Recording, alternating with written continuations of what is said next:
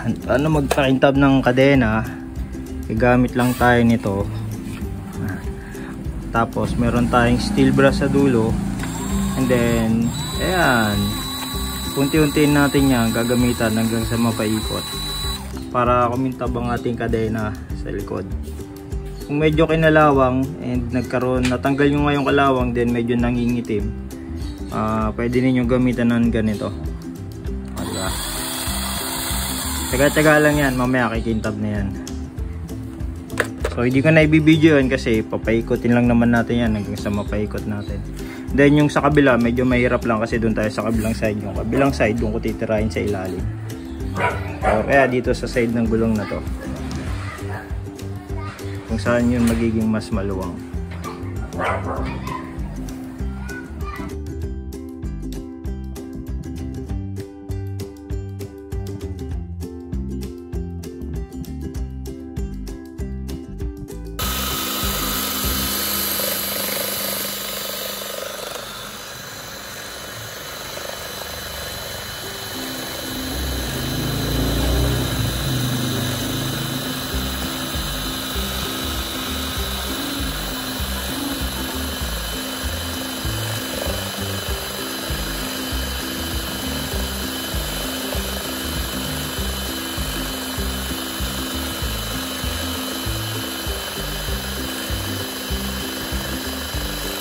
So tuloy-tuloy na yan, tsaga-tsaga lang, ikinis din yan.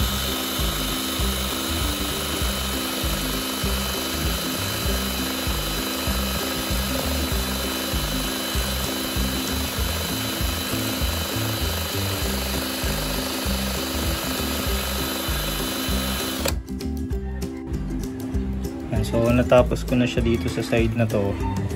Dito naman ang aking isusunod, and then sa kabila.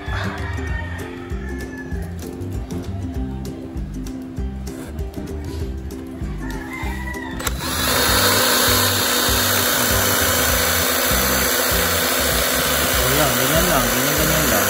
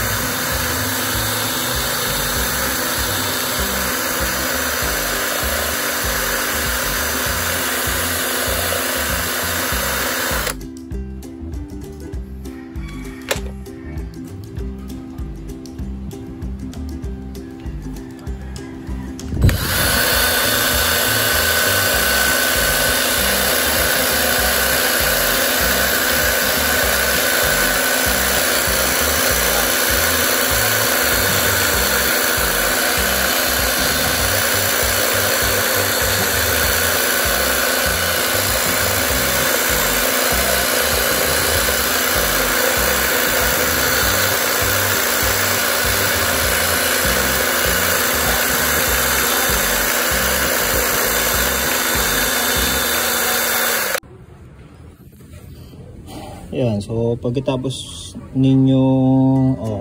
nating steel brush yun. Pwede tayong gumamit ng Scotch Brite para kuskusin and linisan natin yung ating chain. Unti-unti lang. Ayan, lumilitaw na yung kanyang kintab. Tapos sabay na natin yung sprocket syempre. Kasi sobrang dumi na ng sprocket natin. So tiyaga-tiyaga lang magkuskus. Sasbanlawan natin ng tubig. After natin mabanlawan ng tubig, patuyuin lang natin, and then pwede na natin lagyan ng oil. So ito yung tipid tips. So ginagawa ko to every 2 weeks or every week. Every week kasi hindi siya ganun kadumi. So ginagawa ko, pinupunasan ko lang siya ng basahan. Tapos lalamisan. or linalangisan ko siya, then pinupunasan ko ng basahan para matanggal yung or mabawasan ng itim-itim. So tiyaga-tiyaga lang natin, makikita nyo yung outcome mamaya. So makikita nyo yung dumi ng sprocket natin kanina, yan, no? Sobrang dumi.